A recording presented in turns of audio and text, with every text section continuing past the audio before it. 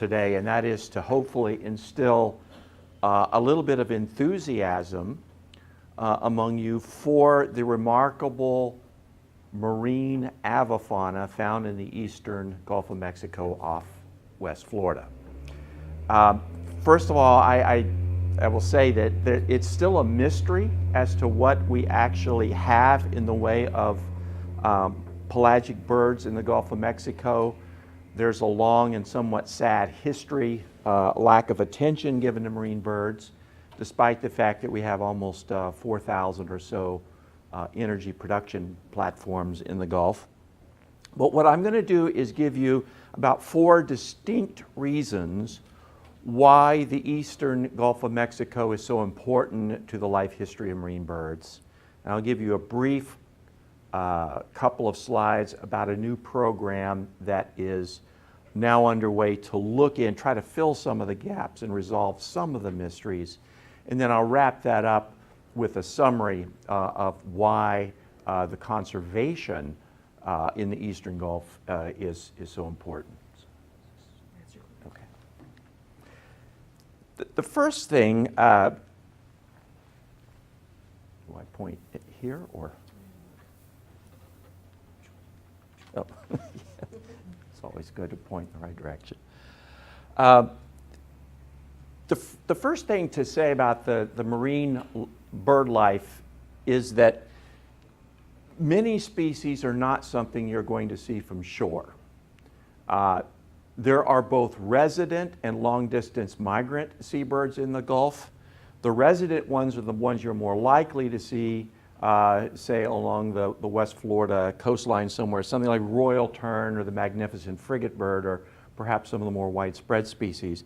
But the other ones are less commonly seen. The brown booby and the very small, almost swallow-sized bird, the bandrump storm petrel at the bottom. Those species don't actually breed inside the U.S. portion of the Gulf of Mexico. They come from much more substantial distances. If one were to spend a week, 10 days, 2 weeks at sea in the Gulf of Mexico, typically what you would have is a species list of around 20 to 25 different kinds of marine birds. I'm not talking about egrets that get lost or barn swallows that are migrating to Cuba. I'm talking about birds that actually make their living out there. That's typically what you'd see. But from shore, you'd never know that. And unless you spend substantial time, you probably wouldn't see them. The first reason that the eastern Gulf is so important is it is the gateway into the Gulf of Mexico. If you step back and think about it, the Gulf of Mexico is a nearly enclosed body of water. And if you're a bird that breeds on Tristan da Cunha in the South Atlantic, or a shearwater that comes from the Mediterranean, why on earth would you go to the Gulf of Mexico at all? I don't have an answer for that, but if you did want to get there, there's only 2 routes, through the Yucatan Channel from the south and through the Straits of Florida in the southeast. There are a couple of implications for that. Well, one of them is, again, that the eastern Gulf is important, but that bottlenecked effect creates kind of an opportunity and a challenge.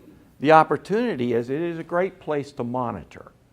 We have already seen in our preliminary surveys along the Florida Keys and in the Straits of Florida that it's a great place to see the comings and goings of marine birds into and out of the Gulf. It's a convenient spot to monitor. The challenge comes from the fact that the bottleneck effect works the other way too. If it concentrates birds to sea, it can concentrate them when there's an environmental accident. So it's a key place to kind of keep in mind in terms of protection. How far away do birds come to get to the Gulf of Mexico? I'm not going to go through the species here. They're not so much important as the direction and the length of the lines here. They come from all over the Atlantic basin. Pomeranian Jaegers come from Arctic Canada. Wilson storm petrels come from Tierra del Fuego and the subantarctic islands. And we have everything in between, including some species that cross the Atlantic from Europe or the Western Mediterranean and then go into the Gulf. We also have local breeders, but I'm here illustrating the ones that come from further away. Something in the middle would be like black-capped petrel, which breeds on Hispaniola and moves into the Gulf. Brown booby, tropic birds, which also move up from the Caribbean Sea. Again, the fact that these birds come from all over and kind of collect in this assembly of birds in the Gulf means that it does expose them to some nasty accidents, like the one that occurred 7 years ago off Louisiana. This illustrates that when we do have an environmental issue, whether it's an accident or, say, an oceanographic regime change in the Gulf, it can have implications that spill into or spill over to bird populations from almost, not quite around the world, but certainly around the Atlantic Basin. A second reason the eastern Gulf of Mexico and the Florida waters of the eastern Gulf are so important is that some unique qualities, at least in terms of U.S. jurisdiction. Bush Key is the only place in the continental United States where sooty tern breeds. Now, depending upon the year, depending upon how recent hurricanes went through the Keys, the population on Bush Key can range from the low to mid tens of thousands to around 100,000 birds. It's the only place that we have a breeding population of sooty terns. And not only is this area important for breeding, I'll show you here in a few minutes why the southeastern Gulf has some peculiar oceanography that really makes it a great place to make a living if you're a sooty tern. This is the first slide I'm going to show that illustrates a little bit about the oceanography of the eastern Gulf. This is a one-year loop, running loop, of the loop current. And it shows the changes in current direction and strength from about June, I believe, 2009 to just after the Deepwater Horizon oil spill started in April, May of 2010. What you want to just take home from this is the evolving nature of the features and processes. They don't stay the same. The area in deep red or orange there is the loop current. That in itself can move closer or further away from Florida, depending upon the season or depending upon other factors. Every so often, at a cycle of around 8 to 12 months, it breaks off into a ring, and that ring then moves across the central and western Gulf to the southwestern portion in the Campeche Bay. The western Gulf is called the eddy graveyard. It's where eddies go to die. But that process can take months or years to happen. Meanwhile, the loop current will form again. It will penetrate at varying distances north, south, east, and west in the eastern Gulf, and the cycle will happen again. The loop current is really key because it provides a lot of structure, a lot of variety, a lot of spatial variation around which we want to understand marine bird life better.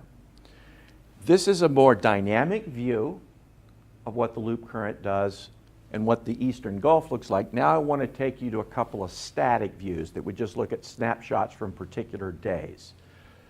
The next one here is an image of the Gulf for sea surface temperature. It's advanced very high resolution radiometry satellite image.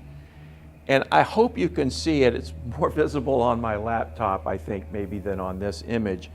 But if you look really closely here, what you see is a lot of complexity in the way the currents are arranged. Here, sea surface temperature is merely a proxy for the structure of the currents.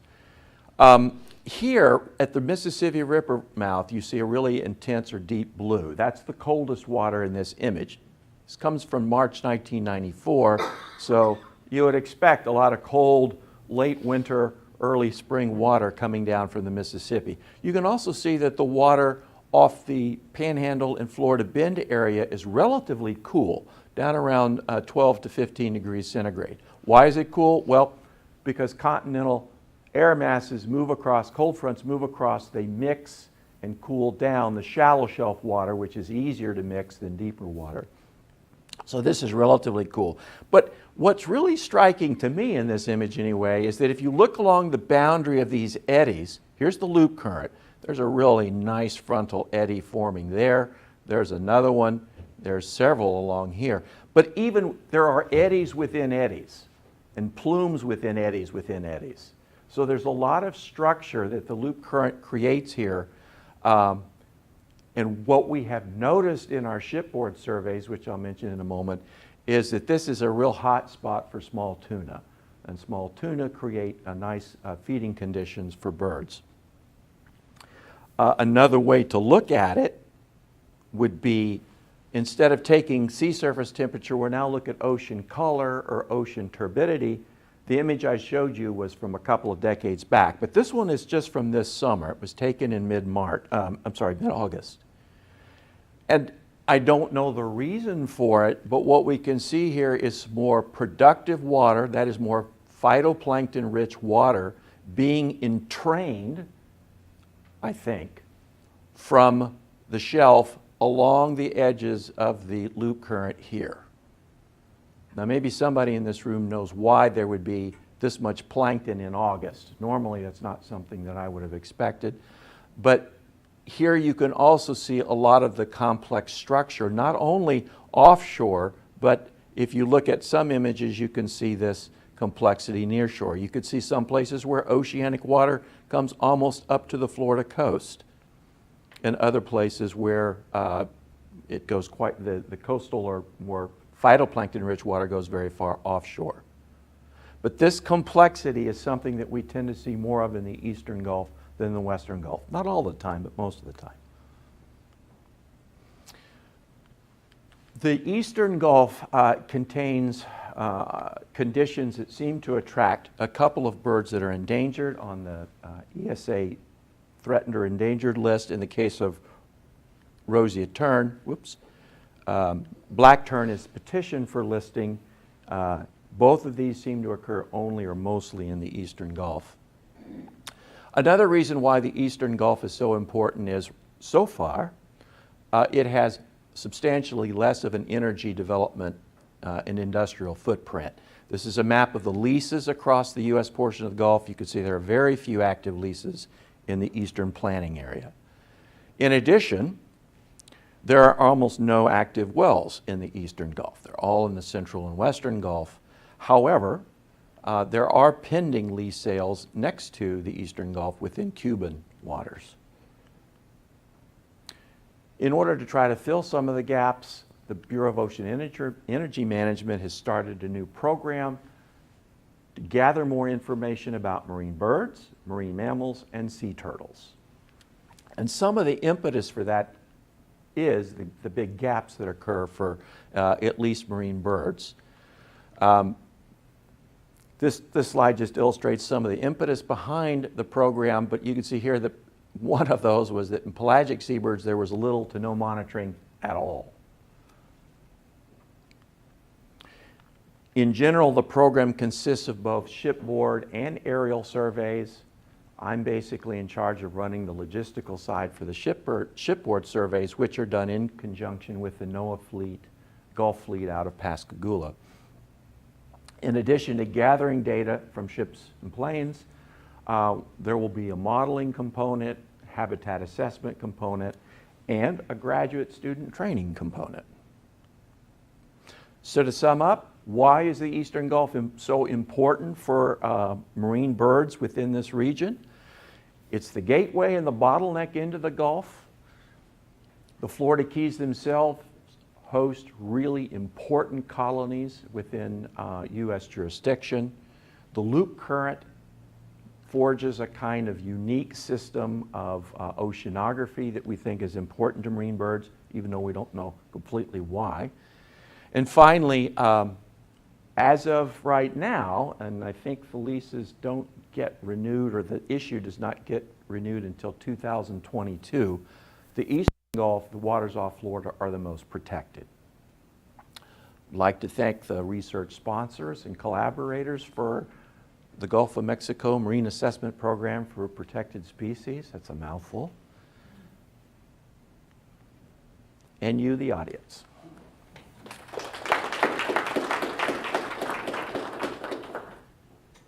All right, do we have any questions for Chris? And then we'll ask all of our panelists to come up. We'll put the lights up and give you all a chance to see our open panel. Seabird, questions for Chris?